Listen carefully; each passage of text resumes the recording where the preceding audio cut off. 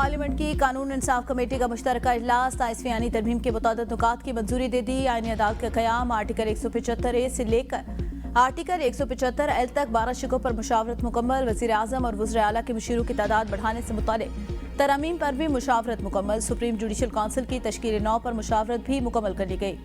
Bill को report की शक्ल में आज ही सेनेट के इजलास में पेश किए जाने का इम्कान। वज़ीर कानून आज़म नज़ीर तारड़ कहते हैं, मेरे ख्याल में पार्लिमानी जमातों को वोट का हक इस्तेमाल करना चाहिए। उम्मीद है आज शाम तक कमेटी अपना काम मुकम्मल कर लेगी।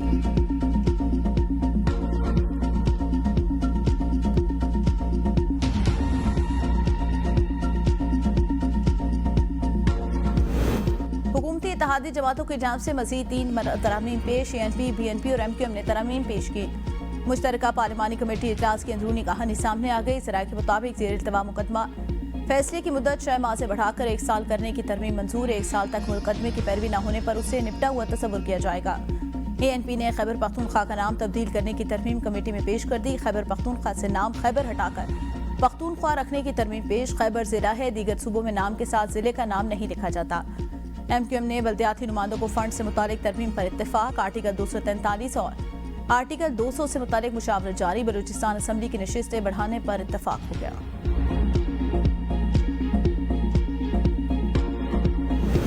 मुंतखब वज़ीर आज़म कानून और अवाम की अदालत में जवाबदेह। शहबाज शरीफ की हिदायत पर वज़ीर आज़म के इस्तिस्ना के हवाले से तरमीमी शेख मुस्लिम लीग नून ने वापस ले ली। ट्वीट में कहा, अज़रबैजान से वापसी पर बताया गया, मेरी पार्टी के चंद सेनेटर ने ऐसी शेख शामिल की जो काबीना से मंजूर मुसवदे में शामिल नहीं थी। मुअज़्ज़ज़ सेनेटर्स के खुलूस का शुक्रिया। ये तरमीम फिल फौर वापस ली जाए। अवामी नुमाइंदा होने का मतलब कानून से बालातर होना नहीं। आईनी तरमीम शख्सियात नहीं, उसूलों के लिए होती है। वज़ीर आज़म ने हुकूमती और इत्तेहादी जमातों के सेनेटर्स को इशाइये पर मदऊ कर लिया। इशाइया आज शाम 6 बजे इस्लामाबाद में होगा। सराय के मुताबिक वज़ीर आज़म सेनेटर्स को 27वीं तरमीम पर एतमाद मिलेंगे। वज़ीर आज़म ने पार्लिमानी अमूर के वज़ीर और वज़ीर कानून को भी तलब कर लिया।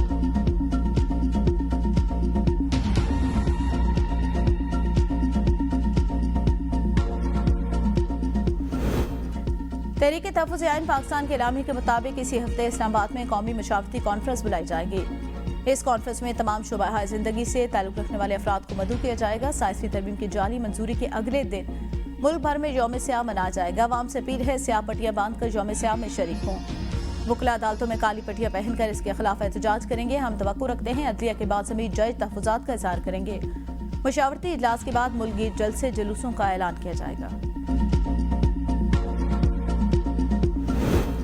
आईनी तरमीम मुज़क्का-ख़ेज़ तरीके से लाई जा रही है। मुसवदा पढ़कर हम हैरान रह गए। अपोजिशन रहनुमाओं की प्रेस कॉन्फ्रेंस। मुस्तफ़ा नवाज खोखर ने कहा, हक़ाइक़ से नजरें नहीं चुराई जा सकती। 73 के आइन के मुताबिक हर इदारा अपनी हुदूद में रहकर काम करेगा। महमूद अचकज़ई ने कहा, फ़र्द की मजबूती पाकिस्तान को नहीं बचाएगी। पाकिस्तान की बुनियादों पर हमला हुआ, ये भी 9/11 है। हम गैरानी इक़दामात के खिलाफ खड़े होंगे। राजा नासिर अब्बास ने कहा, आइन के दिफा से पीछे नहीं हटेंगे।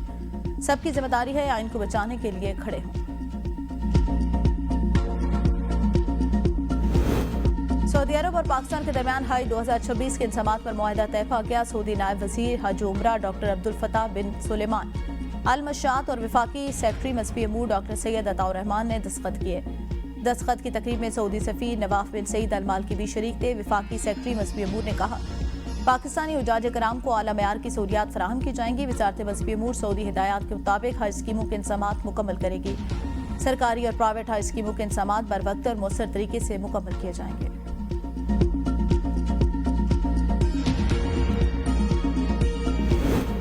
ईरान की पाक अफगान कशीदगी में कमी और खित्ते के इस्तेहकाम के लिए ताउन की पेशकश। नायब वज़ीर आज़म और ईरानी वज़ीर ख़ारजा के दरमियान टेलीफोनिक रब्ता। अब्बास इराक़ची का अफगानिस्तान और पाकिस्तान के दरमियान जारी कशीदगी पर इज़हार तशवीश। कहा, दोनों ममालिक को अख्तिलाफ़ात के हल और तनाव में कमी के लिए मुसलसल मुज़ाकरात जारी रखना होंगे। इसाक डार ने ईरानी हम मनसब को हालिया मुज़ाकरात और पेशरफ्त से आगाह किया।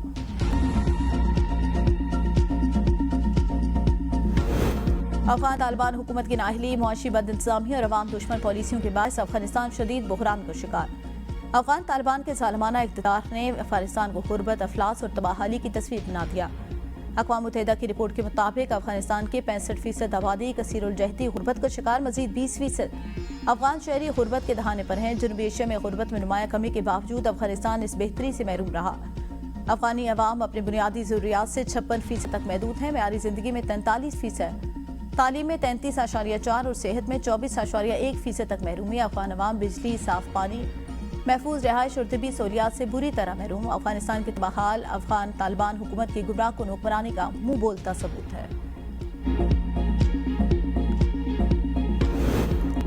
हंगू में दहशतगर्दों के खिलाफ ऑपरेशन, एक दहशतगर्द हलाक, कलाशनकोव, हैंड ग्रेनेड और बारूदी मवाद बरामद। इलाके में क्लीनेस और सर्च ऑपरेशन मुकम्मल कर लिया गया।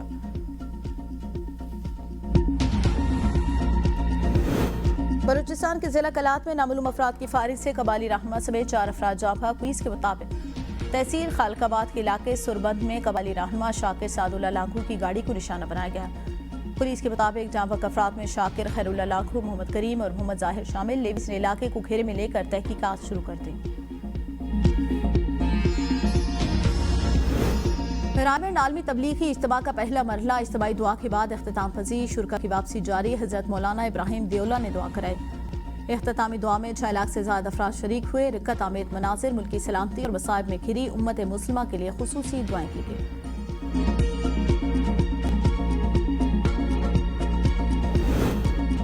हमास ने एक और यरगमाली की लाश रेड क्रॉस के हवाले कर दी। इसराइली फौज के मुताबिक ताबूत में शहरी की लाश मिली है। अब तक 20 जिंदा यरगमाली और 22 लाशें वापस की जा चुकी।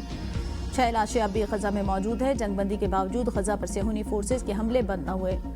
8 अक्टूबर 2023 से अब तक शोहरा की तादाद 59,000 से जायद हो गई। अरब मीडिया के मुताबिक इसराइली हमले में मलबे तले दबे लाशों की तलाश जारी है।